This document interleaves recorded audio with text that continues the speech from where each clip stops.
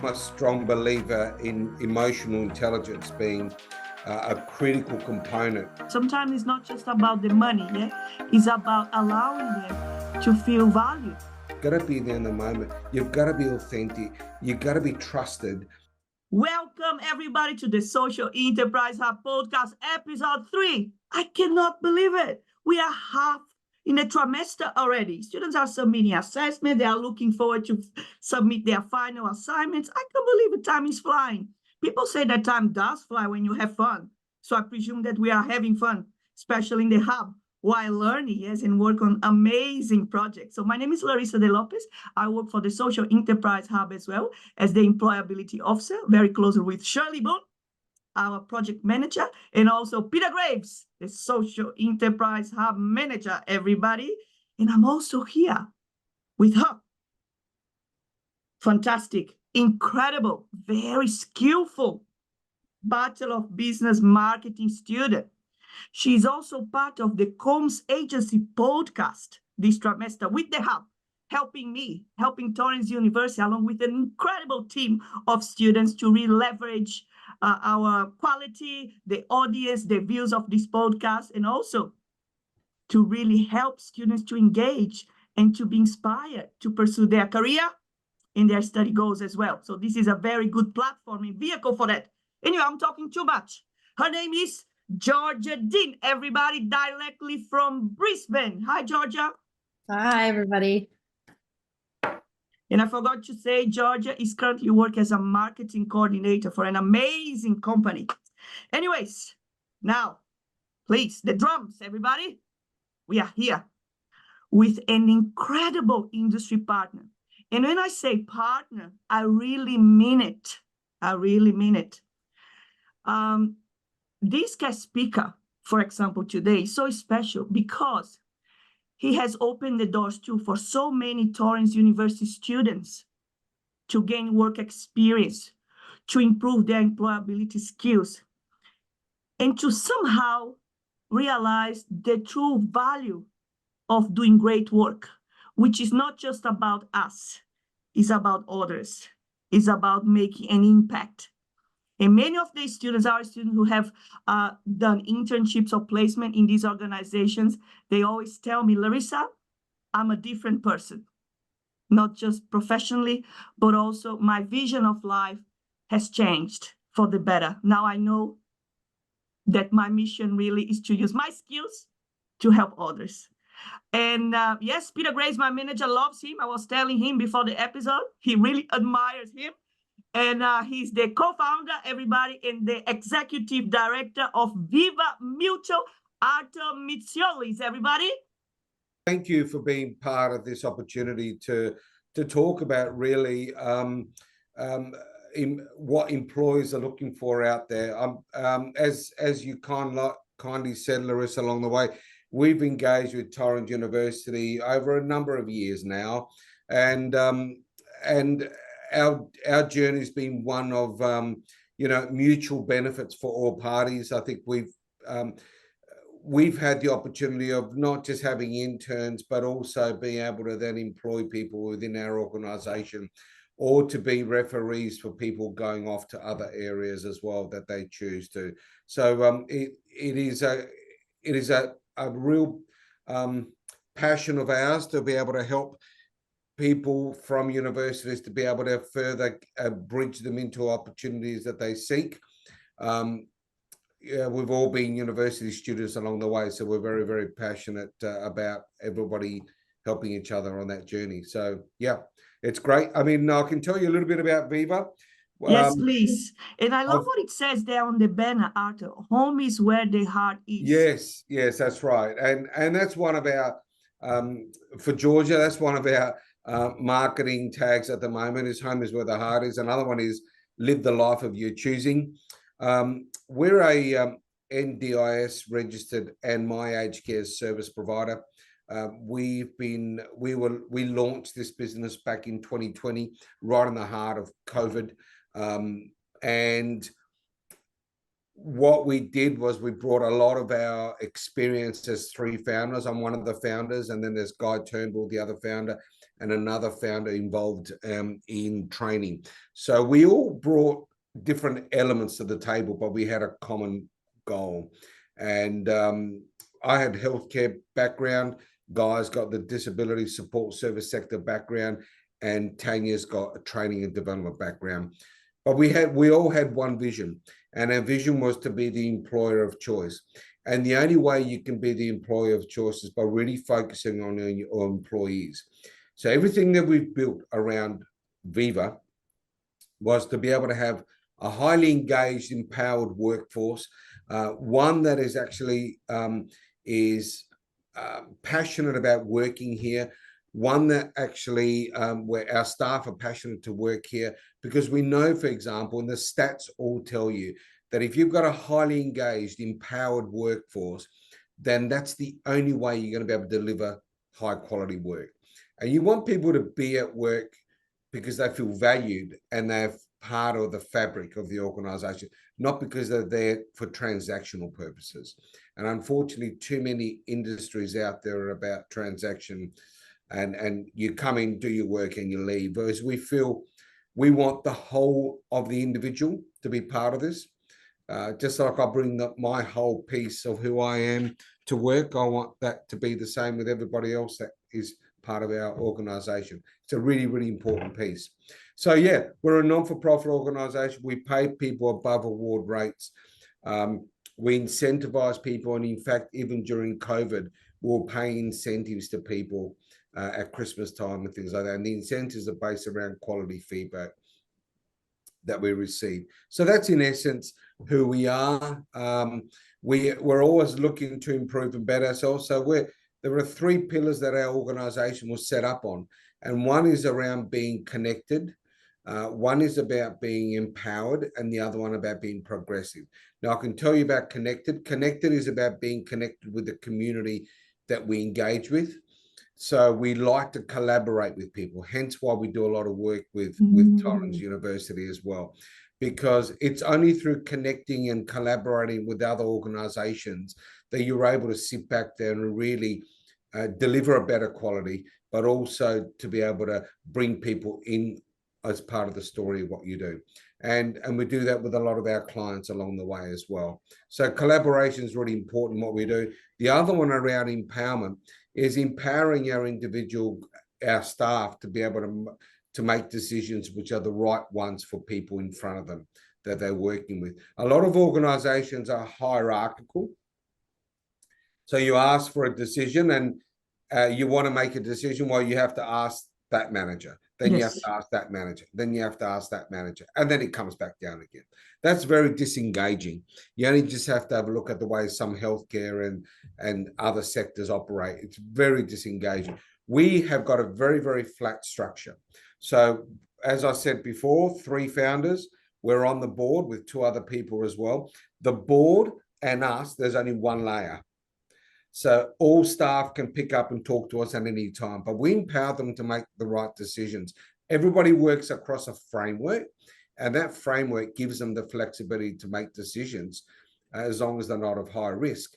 And it's all around quality with the individual. Now, the individual participant benefits more out of that. So that's in essence who VIVA is. And the other one about being progressive, our other pillar, is really about looking at things like, for example, not looking at how we can improve our business by thinking about tomorrow, not about today. And so we're working on some projects with Torrens University at the moment, looking at a longitudinal study, looking at what does the workforce need to look like in the future. What is, for example, what does our staff and clients would want in the future? And we're trying to work towards that, doing the best you can today, but thinking about one eye being in the distance. So, yeah, so as an organization, we're involved across 3 universities. And in fact, we challenge ourselves. We've been twice now Telstra Best of Business Award finalists. Yes. And we've also been involved with the Charles Sturt Council as finalists in the community in the region we're in as well in social impact. So that's who we are in short. Yes. And you we have just love mentioned what we great do. reasons. We just love it. Yes, Arthur, you have mentioned so many great things that I would like to reiterate. And I Yes. firmly believe that every organization should adopt, which is really to look after their staff, right? The well-being of their staff, to give them a sense of ownership, trust, and also to make sure, I know that people say that it's cliche, but to make sure that they truly love what they are doing. Yeah. Yeah, they feel a sense of belonging and feel a Yes. sense of well-being as well. So, and a great leader has an important role on that. And talking about leadership, Arthur, as today's topic is really about what do employers seek in a candidate? What the candidate needs to have in order to be successful? Arthur, do you believe that leadership or soft skills or personality, attitude, do you feel that those skills are as important as some technical skills or specific skills or even experience in some particular areas? I really would like your opinion about it. We understand that different areas require some specific technical skills, yes, and experience. But do you agree or do you believe that attitude, as I mentioned, soft skills, behavior, personality, as you mentioned, collaboration, love, energy, do you think that those skills or attributes are also important for a candidate to succeed in whatever career they pursue, or even during the interview phase, for example? Please, we really would like to hear from you, Arthur, your inputs and insights about it. Well, you know what, you'd think we probably rehearsed this because I'm a strong believer in emotional intelligence being a critical component of, and those soft skills are really what defines you from having a piece of paper in your hand. So, you know, for me, authenticity is a big thing. I'll go back to a period, I spent 33 years in the corporate sector. And I remember always arguing with HR along the way because HR would tell me, oh, this person here, and we'll talk about strategic account managers now, this individual here uses a lot of ums and ahs and during his presentation. And that's really not a very professional approach, which I disagreed with, because you need to allow someone to be authentic, and you can't actually make people out of cookie cutters, right? So when we're talking about the type of individuals that we look for and the things that resonate with me, authenticity is absolutely pivotal. So whoever you are, bring that to the fore, because everybody else will have a paper, you know, a certificate or something that says this is what you're competent in, and you've been able to successfully pass through those stages. Great, that's fantastic. But that's a stepping stone. Your own personal brand, your authenticity, who you are, is as important, if not more important than that, because that's what defines you from everybody else. So being able to front up and to be able to be yourself is really, really important. And so I encourage, and I say that to my children, right? I mean, I say that all the time. Your brand is the most powerful thing that you have, and you've got to cherish it like there's no tomorrow. So, you know, polish up on that and be the person you are. Your personality is really important. You know, at the end of the day, we're not employing computers, we're employing people. You know, computers, AI is going to take care of that, right? It's really, at the end of the day, your personality and how you engage, the way your teamwork, the way you engage, your communication, those things are absolutely pivotal. The way you can build relationships with other people, because that's what is going to make for a really harmonious environment in where you are. So being present and being in the moment is absolutely important. And yeah, so that's my take on that, Larissa. Oh, I love that, Arthur. Really, truly. And Arthur, talk a little bit about leadership. I know that it's a bit off the script, but I checked on your LinkedIn a little bit of your employment history, your background. So you have an extensive experience in leadership roles, Arthur. So my question is, and we've got students here at Torrance who are aspiring leaders and managers. Do you believe, Arthur, that leadership can be developed? Or do you believe that some people are just prone or born to be great leaders and they can leverage this skill? So I really would like your intake on that, because I believe that leadership is a lot of heart and soul, yes, a little bit of parenting, a little bit of caring. So do you believe that everyone, if they really want, if they want to be a great leader, they can study and improve that skill and do some professional development, or leadership is not for everybody? Yeah, no, look, that's an interesting one, because my thought has changed certainly over the years around what leadership is, and I think it is something that can be learned. Depends on an individual's willingness to challenge themselves on what leadership is, and leadership for us is giving people. I mean, I'm a very big follower of Simon Sinek, and he's just fascinating the way he talks about leadership and what leadership is of today, right? And so, you know, for me, it's about giving people opportunity to grow. Leaders, not someone, and you got to lead by example, right? It's something that definitely can be learned. It's no different to you have different levels of leaders, right? But we can all go by and deliver what is best practice, and that is actually looking to develop other people, looking to give direction, but more importantly, allowing people to grow as individuals. And through that is how you build a great environment that then people can go off and prosper. It's no different to being an athlete, right? I mean, we can all run. We're not all going to be Olympians, yeah? But there's a lot of people playing sport out there. So it's the same with leadership as well. We may not all be Simon Sinek's, and we might not all be Bill Gates or whatever. Yeah. The reality is, though, you can learn and actually and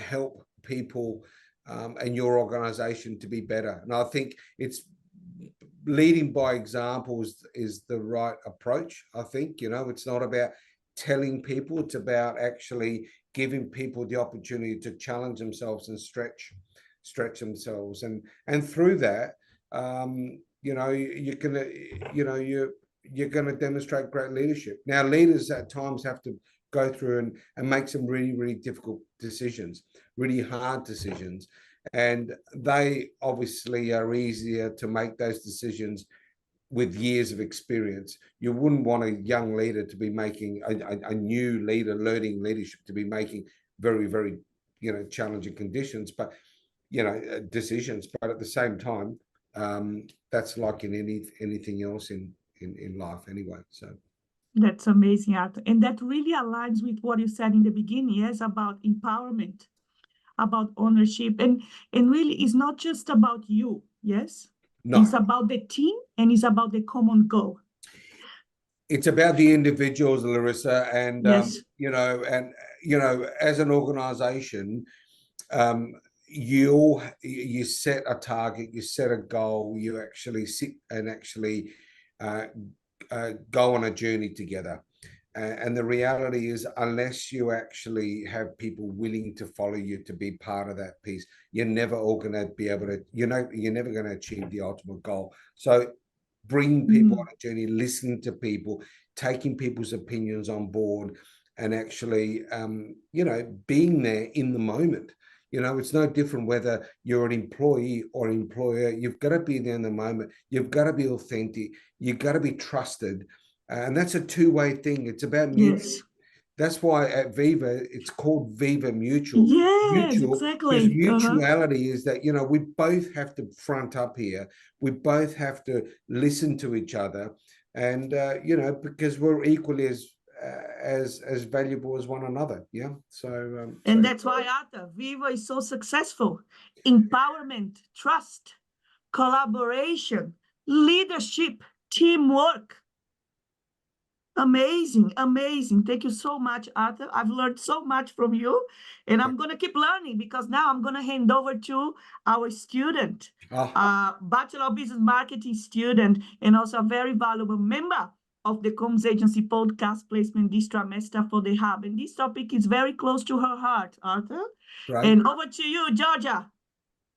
Hi, I'm Georgia, and I just wanted to give a little background to you all just as to why this is so special to me. I have grown up with a brother. He's now 20 years old, but he was born with mental disability. And so he struggled for a very long time and has now, obviously, since becoming out of school, struggled with getting a job. And my main focus, little bit of other background, I dropped out of my physio degree to then do business and marketing because I've owned a business since I was in year 9 at high school. Oh, wow.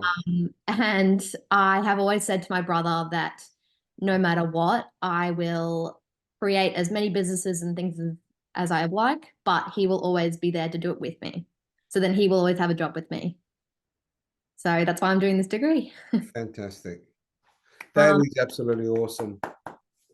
Thank you. Now, to you, Arthur, I just want to ask a question on terms of employers now how do they create more of an inclusive and supportive environment for employees with mental disabilities? Yeah, Georgia, it's one where as organizations, as employers, you need to be aware, and you need to be aware of individuals and have a very diverse policy of people that you want to employ and actually have in your organization. We are very, very much a very open organization. And I know that there's a lot of organizations that they're becoming a lot more open and engaging and giving people the opportunity. We employ quite a few people that actually have the opportunity, that have got mental health and are willing to be part of that as part of our organization. We believe, in fact, it's not just mental health. There's a number of conditions out there that we need to think about. It could be physical disabilities, could be non-visible disabilities, mental health, and chronic disease. I'm very, very passionate in the healthcare space as well, and about that, thinking about that sort of sector as well. So what makes an organization, I think there's a real asset, especially when you start to work in the disability space, if you've got people with a lived experience, because you understand that sector a hell of a lot better than someone that doesn't have that lived experience. I, for one, and I've got a lived experience with chronic disease through my mum. My mum has had chronic disease for 58 years. I believe I understand chronic disease, and it's become a passion of mine because I've seen the pain, I've seen the stress, I've seen how she's been held back, but I've also seen her prosper, and I know that the environment around what that involves. And it's no different to mental health. It's exactly the same thing as well. If you've actually been in that situation where you've actually experienced it and you've got that lived experience, you can certainly value add more in sectors that you engage with. So we take that piece on board, and you sometimes have to, as an organization, Georgia, respect and be aware and to listen to when people are struggling, so that on their specific moment or in a day, and actually give people that slack that they're required to be able to see that. So creating an environment where people can actually take some time out is really an important piece. And so yeah, it is an important part. I think it's a positive for an organization to involve people. Not, you know, we're a strong believer in diversity, full stop, across the board, and you have to be, and that makes you a far richer organization than being just, you know, down one direction, because you have a lens of everything. You're not just looking at one way. You know, the world, we say, is like a mirrors, right? You're surrounded by mirrors, and what you see others can't see. And, you know, so being able to actually use your mirrors, and each one of those different mirrors around you is an individual. And whether you've got a lived experience of any type, mental health here as well, gives you an understanding of that sector better than anybody else. That's amazing. I also wanted to just ask as well, do you have any, or just one in particular, success story that you've heard of someone that you've placed into a job and they've thrived? Yeah. There are several people that I can actually probably bring up. I'll talk specifically of one individual who works here in the office of VIVA, and they have had a long-term mental health challenges, and we give her the opportunity to be able to sort of you know, work around the environment she needs to be at that particular moment in time. So some days they may not come into the office, other days they will be here. Sometimes they need to leave, but I can tell you one thing, leave early. I can tell you one thing though, the level of commitment and passion that individual brings to the table is second to none. And the fact that we've given them that level of opportunity has, you know, been really exceptional. I've got another individual. We run a program here called the Red Program, where we help people with the lived experience of a disability to set up their own business. And there's this young lad, his name is Pete, and Pete just wanted a job. He wanted something to do, and no one gave him an opportunity to do it. We helped him set up his own business, and he bakes cupcakes now. And if you see him, he's larger than life. He's just the most amazing individual. But the program finished in June of last month, and he brought us in boxes of chocolates and things like, both me and Guy. He goes, "You guys changed my life. You've given my life a sense of purpose." You know, this kid here now does a lot of expos, so he's selling up to 200 or 300 cupcakes in a weekend. He does another 200 cupcakes through the week. He's just constantly making cupcakes and selling them and making an absolute, you know, he's making money. But what we say is, it's not just about the money, and that all that money goes to him. It's his own business. It's called, look him up if you like, Pete's Tasty Treats. It's not about just the money. It's about the sense of purpose, because now he can walk 10 feet tall. He's valued by, you know, the value he places on himself is at a whole new level. And sometimes at work, seeing someone grow is more important than anything.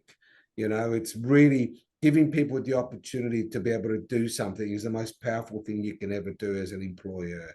And so I and my business partners involved here are really passionate about giving people opportunity. So yeah, I mean, Guy, my business partner's got cerebral palsy, and he's one of the most amazing individuals you'll ever meet.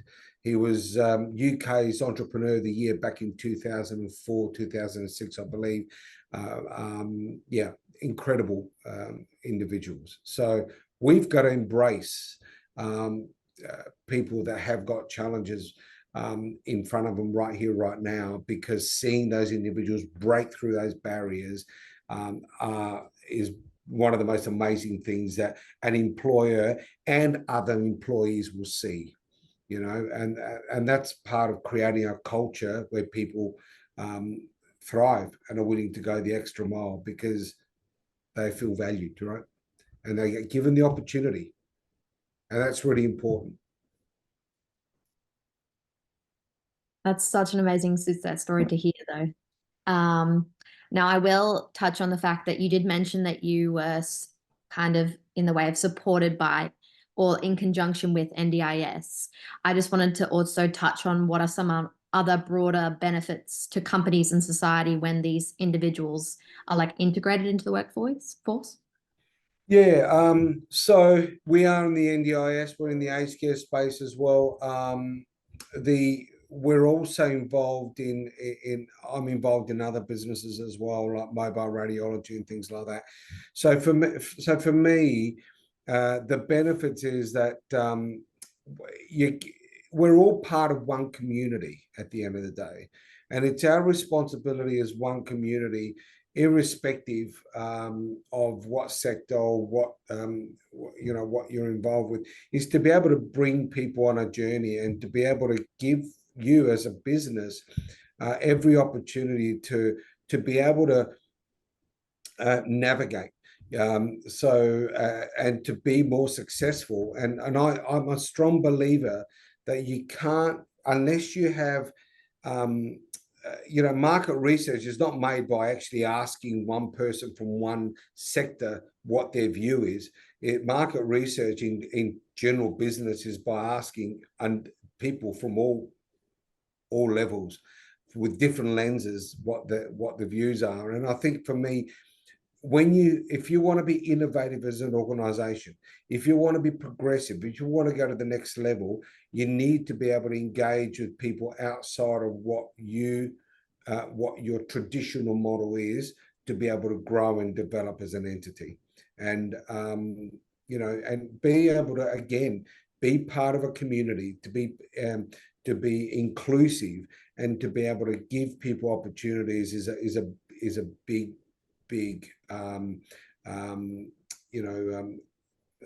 step for people to be able to sit back there and prosper as an organization.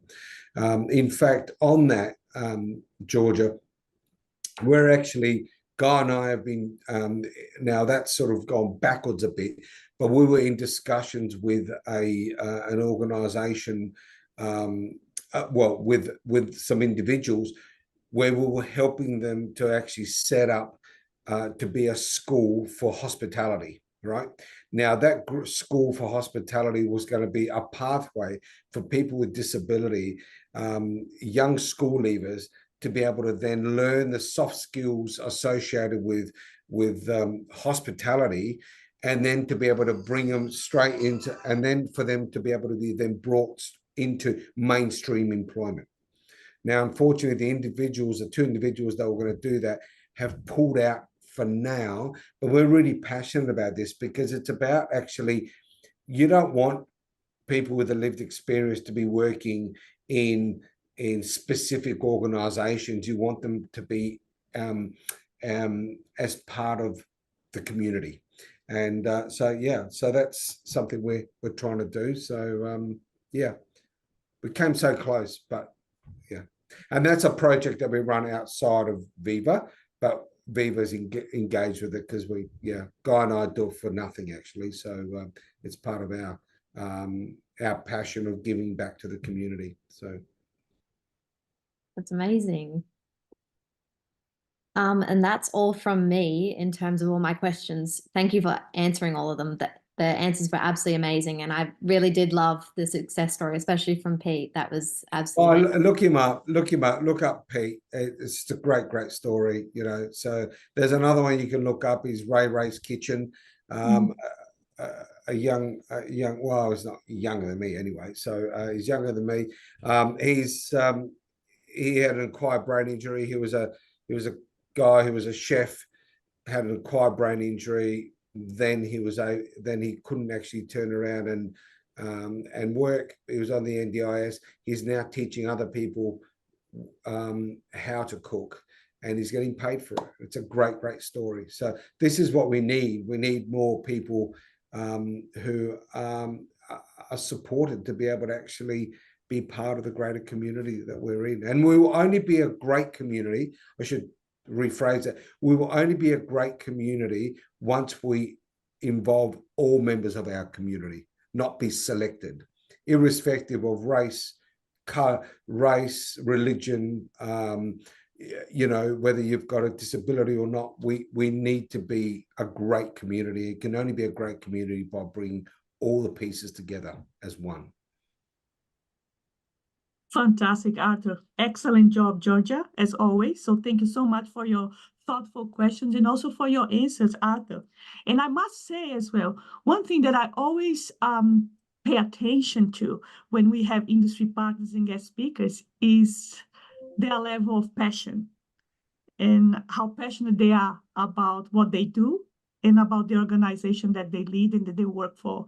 And I believe that everyone here would agree with me that we can see how passionate and how proud you are of VIVA and the amazing work that you have done along with your team.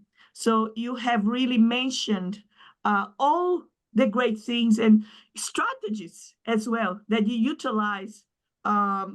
Sometimes you don't even have to think about it. It's within your leadership style and skill that really makes VIVA this success and has contributed to really change the lives of so many people. Sometimes it's not just about the money, it's about allowing them to feel valued, to feel confident, to feel motivated, to have something to look forward to make a cupcake, to make a cake, to see, I can do this. I'm good at it. And that's very gratifying and rewarding. And we could really see that passion and the love for what you do, Arthur. And VIVA, the name VIVA in Portuguese, which is my first language, means we use that to celebrate something. Viva, bravo. So I just would like to say Viva to you, Arthur. Thank you. Everybody, thank you. Viva for your wonderful work. Viva to Viva. And I hope that you can keep working on helping the community, and hopefully in the future as well, you can open the hospitality course that will be able definitely to assist many other job seekers and also, people who want to pursue a career in this area as well. So Arthur, on behalf of the students and also the Social Enterprise Hub, we love what you do. Thanks for being a great partner. And we hope to keep collaborating with you even more. Arthur. Thank you, Larissa. Thanks, Georgia. Thank you, everyone, and thank you for Torrens. Torrens has been part of our journey along the way, and we want to continue to be part of this as well. So we're working across a few projects, but it's again, life is about collaborating. Life's a journey, and so enjoy every moment, and have fun. And Viva Mutual. See you guys. Bye. This is the end of the episode. Thank you so much, Arthur, George, and everybody. Stay tuned for our next episode. You can't miss out. And stay tuned as well for the recording. We're going to do some editing, but will be available on our YouTube channel in the near future. Bye, everyone.